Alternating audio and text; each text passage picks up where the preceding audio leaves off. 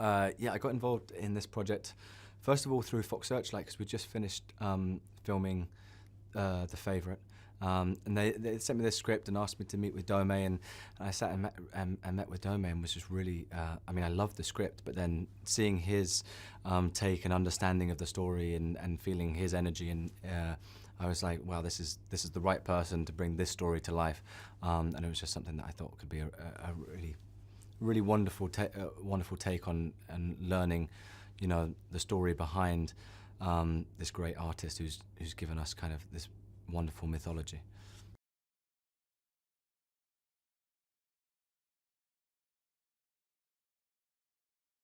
I was fairly familiar with his work. I had read The Hobbit after filming About a Boy, because the Whites brothers, the directors of that film, gave me a copy of that book. And then I'd read a bit of The Lord of the Rings. I'd watched the films and was a big fan of those, and then played the card game after school. I'd stay behind after school and play the card game. So I like loved the world and understood that, but then really didn't know anything about the man behind those stories. And that was what was incredible. I read the script, and it was a beautiful story, standalone on its own, of these friendships and love, and this young orphan boy who kind of found his safe place to create, and then how that was all torn away from him through World War I. But also as a fan, I was like, oh, this is where all that inspiration came from.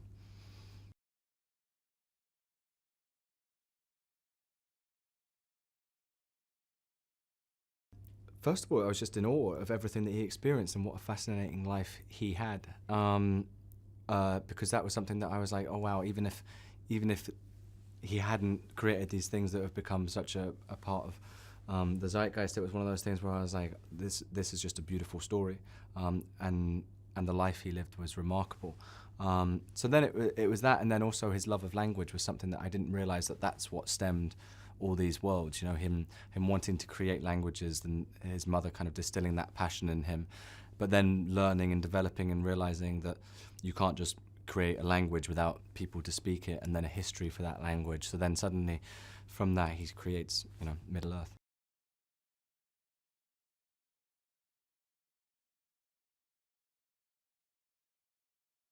Well, this is the period of his life, those formative years where where you're most influenced, I think, in life. And they're kind of, later on, it'll be a lot more about the work and his time in Oxford as a professor, but this is him having to grow up very quickly when he was a young boy, and then finding his safe place and the people that inspired him.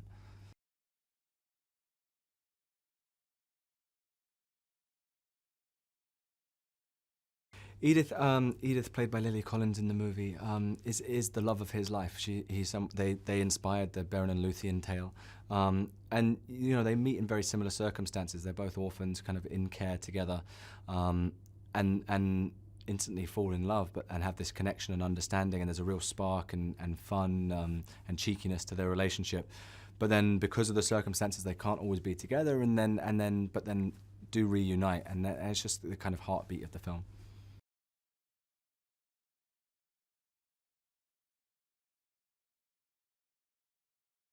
The friendship, you know, it's particularly with losing his parents at such a young age. He kind of then has to start at a new school, which is a daunting prospect for anyone. But he discovers this group of boys that then name themselves the TCBS, which stands for the Tea Club and Barovian Society. And they're this group of young boys who are all very creative. They're poets and musicians and painters, and they all get together and kind of band together with this idea of creating art to change the world. And that's something that post-World War I and Tolkien kind of losing all those friendships, he really takes on board as kind of a healing process, and realizes, you know, just how important art can be in trying times.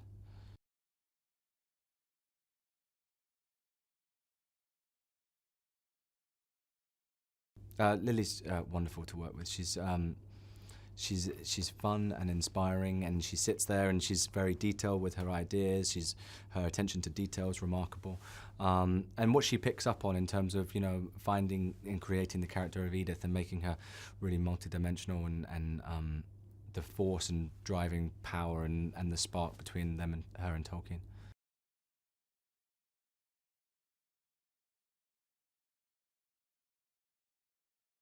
Dome is wonderful. Dome is, yeah, when I first sat with him, that's what kind of triggered me to be like, this is the right person with this script. He completely understands every emotional aspect of the story and what Tolkien's going through as a character, as well as the other characters. His love of language, his knowledge of that. He'd already read The Kalevala and speaks Finnish, which is a big influence on Tolkien. And then also just creatively, he's someone that his vision in terms of creating World War I and how he wanted to shoot the film and the tone and how he wanted to make it feel was just something that I felt like was very original and creative.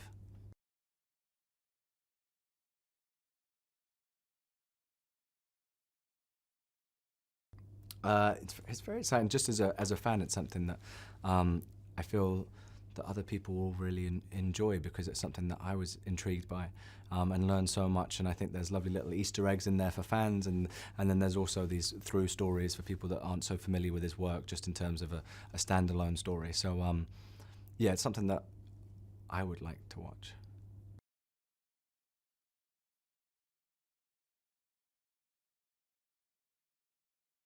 The film is about a young boy who loses his family and then has to kind of find a new one and finds a safe place to create. It's about love and fellowship and creativity and all those things combined. So then those are kind of the key aspects to this movie.